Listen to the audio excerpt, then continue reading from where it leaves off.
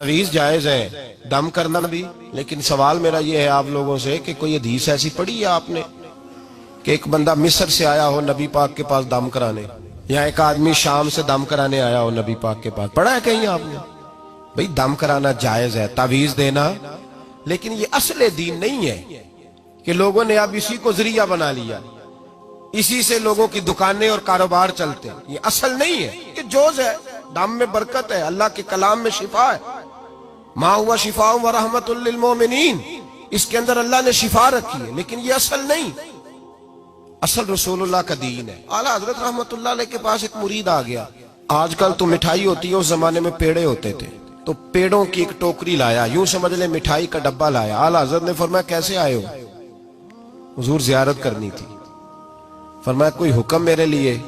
का जियारत। भाई बात ये छोटी है, लेकिन इन बातों का पस मंजर देखो और आज के जमाने में इन बातों को परखो तो देखो दीन किस तरह बेचा जा रहा है।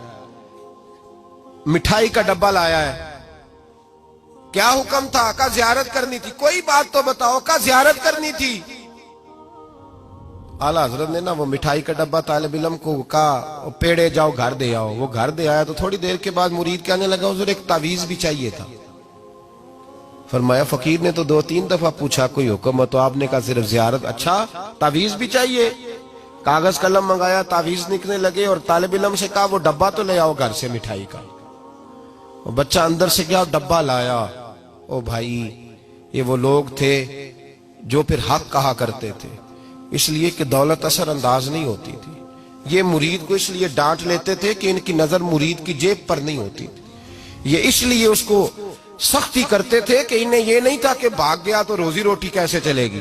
कहा आला हजरत फाजिल डब्बा लाओ, तो वो घर से डब्बा मिठाई का उठा लाए। आला हजरत ने तावीज भी दिया। वो कहता है जब डब्बा आया ना तो आला हजरत ने हुक्म दिया ना डब्बा भी मंगाओ। अब उन लफ्जों में जलाल इतना था कि मैं घबरा गया, पता नहीं अब क्या बनेगा। मैं बोल ना सका, डब्बा आ गया।